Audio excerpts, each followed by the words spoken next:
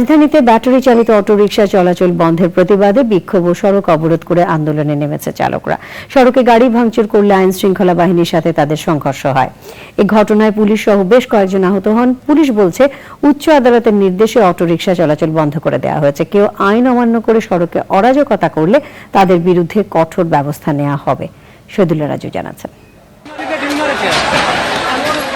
Police autorickshaw চালকদের সংঘর্ষ রণক্ষেত্রে রূপ নেয় রাজধানীর মিরপুর এলাকা।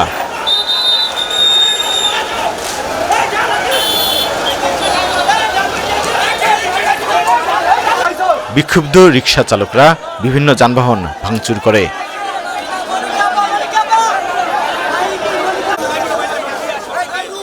এর আগে সকাল 10টার দিকে ব্যাটারি চালিত অটোরিকশা বন্ধের প্রতিবাদে রাজধানীর বিভিন্ন সড়কে বিক্ষোভ করে মিরপুর 10 নম্বরে অবস্থান নেয় চালকরা। এক পর্যায়ে সড়ক অবরোধ করে তারা।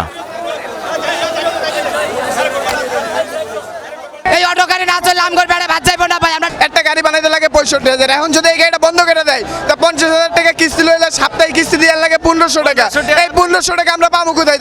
মেন রাস্তায় যদি না আসি তাহলে আমাদেরকে ভিতরে ভিতরে চলার একটা ব্যবস্থা করে দেব, আর না হলে এভাবে আন্দোলন চলতে থাকবে। সমস্যা সমাধানে অটোরিকশা চালকদের সাথে আলোচনায় বসে স্থানীয় সংসদ সদস্য ও প্রশাসন।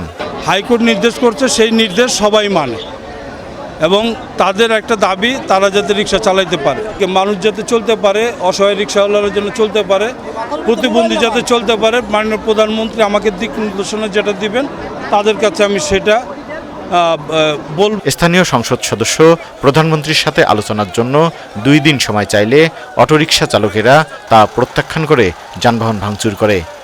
এক পর্যায়ে পুলিশের উপর তারা ইটপাটকেল নিক্ষেপ করে। এরপর আবারও শুরু হয় সংঘর্ষ। এক পর্যায়ে পরিস্থিতি নিয়ন্ত্রণে নেয় পুলিশ। রাষ্ট্রীয়ভাবে যে সিদ্ধান্ত আসবে আমরা সেই দায়িত্ব পালন করব। এখন যেমন সিদ্ধান্ত আছে যে এটা নির্দেশনা আছে যে এটা চলবে না, তাই আমরা বন্ধ রাখার চেষ্টা করছি। বিআরটিএ কার্যালয়ে সড়ক পরিবহন উপদেষ্টা পরিষদের সভায় গত 15ই মে রাজধানীতে ব্যাটারি চালিত রিকশা না দেওয়ার নির্দেশ দেন সড়ক পরিবহন ও সেতুমন্ত্রী ওবায়দুল কাদের। এই নির্দেশ বাস্তবায়নে মাঠে নামে police. Shahidullah Raju, channel I, Dhaka.